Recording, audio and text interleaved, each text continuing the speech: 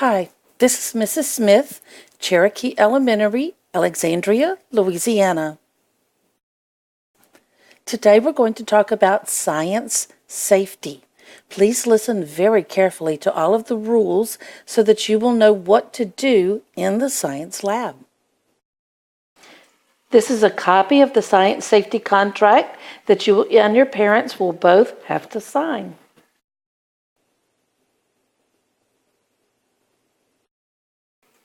Be sure that your parents signed your science safety contract, because if I don't have it back signed from your parents, you can't do any of the activities this year, and you really want to do them. So get it signed as quickly as possible and get it back to me for my signature. It will then go into your Science Interactive notebook right after the table of contents. Here's rule number 1. It is the most important rule. So if I ever ask you what is rule number 1 or what is the most important rule, that you can tell me it is to follow the teacher's instructions or to wait for the teacher's instructions. Actually, rule number 1 says, I will follow the teacher's written and oral instructions and ask questions if I do not understand what to do. This simply means if you see something interesting in science, something interesting in the room, if you see materials on your table, you don't touch unless you've gotten permission from the teacher or the teacher's given you instructions on what to do. And if you see something interesting that you think you need to touch or that you want to touch, that second half applies. It says to ask questions. So if you want to touch something, ask first. Once again, rule number 1 says, do nothing without the teacher's instructions.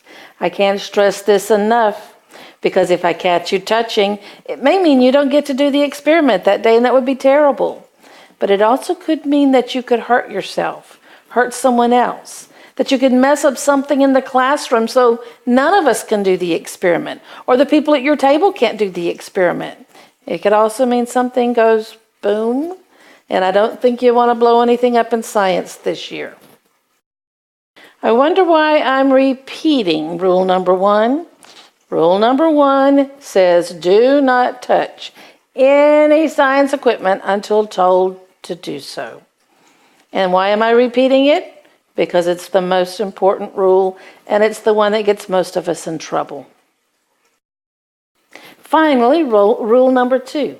Do not taste, eat, drink, or inhale anything used in science activities, unless the teacher tells me to. In science, we're going to use our 5 senses, and of course your 5 senses include your mouth, tasting, but we will very, very rarely taste anything. So don't taste anything unless I tell you to. It could be very dangerous. Also, your nose is one of your senses, smelling. When you inhale something, you're going to have to do it in a special way, and you only do that if the instructions tell you to smell or to sniff something. The way that we inhale things in science is called wafting. Look at the person in the picture. You don't actually stick your nose down in the container and take a great big deep breath.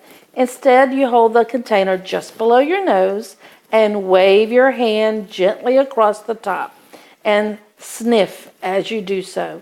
This will allow you to smell whatever is in the container safely. Rule number 3. I will always wear goggles, gloves, and/or a safety apron when instructed or when it is appropriate.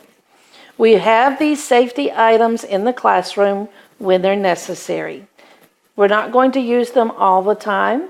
In fact, most of the time the equipment's going to be safe enough to use without safety equipment. But when I instruct you to use it, or when the instructions tell you you need to use them, please be sure you do.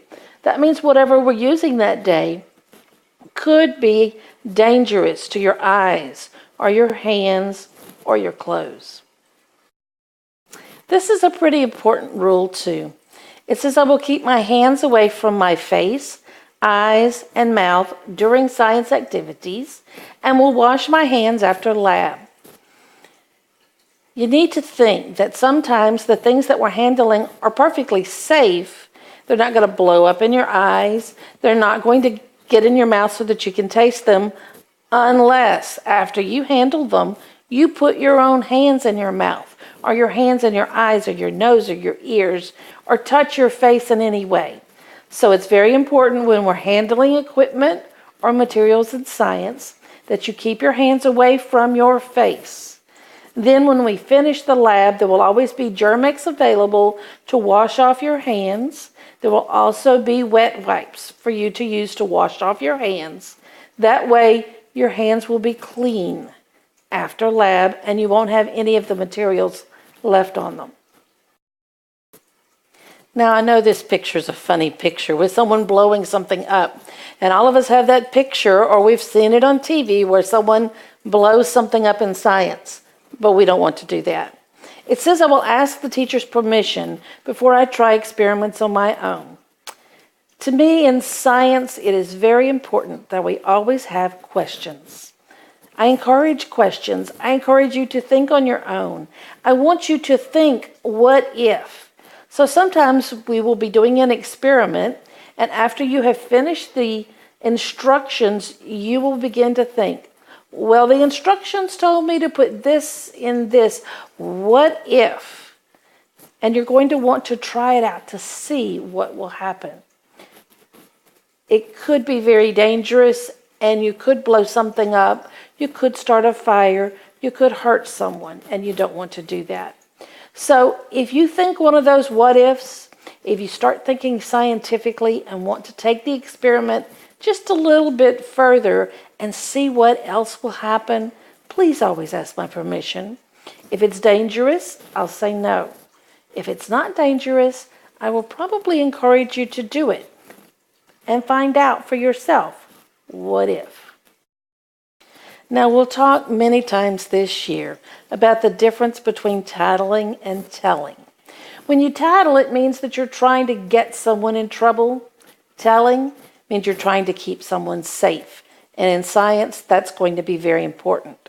Rule 6 says, I will tell, not tattle, I will tell the teacher if I see something or someone being unsafe. So be sure to tell me if you see some broken equipment, or tell me if you see someone that's doing one of those what ifs without permission, or someone's goofing around or being silly or horseplaying in the lab. Please always tell me so that we can stop it before anyone gets hurt. That's called telling, not tattling. Well, I've been telling you a lot about being safe and a lot about the rules and the things you shouldn't do in the lab. Rule 7 says I will tell the teacher immediately if I have an accident or an injury.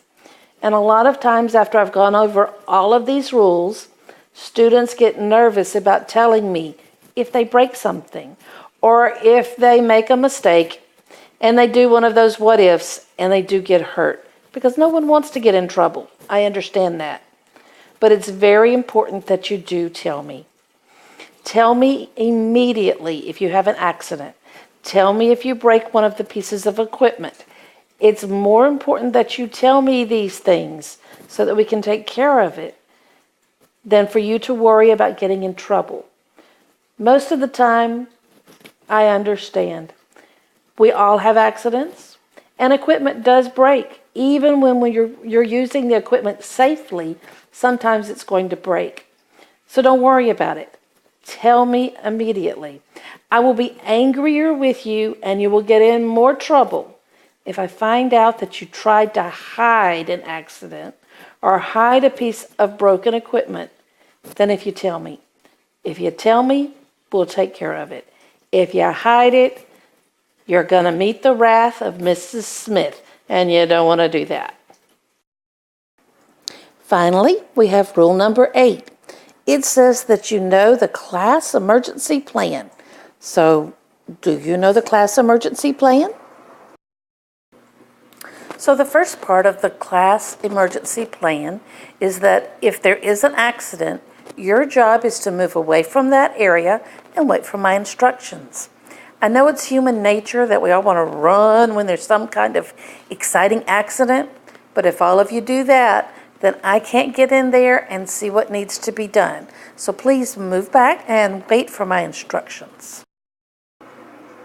Now, if the emergency is a fire, when you see a fire, you're going to simply yell fire. Then we're going to all get in a nice straight quiet line and go out to the playground just like we do for a fire drill. There'll only be one difference. One of us is going to need to pull that fire alarm in the hall so that all the other teachers know that they need to get out too. When there is an emergency, please don't panic, don't scream, don't start running around the classroom. You need to simply wait and hear my instructions, and if you're screaming and running around, you're not going to be able to hear what the instructions are. I've taught for 17 years. Most of those have been as a science teacher, and I've never had a need for this emergency plan. But you do need to know what to do, just in case you decide to break my record this year. Well, those are the 8 science safety rules. Be sure you know them for the test. This is the science safety contract. You need to be sure and have it signed because you can't do any experiments until I have these signatures. You're going to need to sign it here on the top line. Your parents will sign it here on the bottom line. Then you'll bring it to me and I'm going to put my signature right here.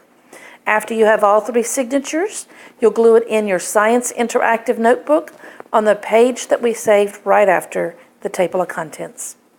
That's it. I'll see you at school tomorrow.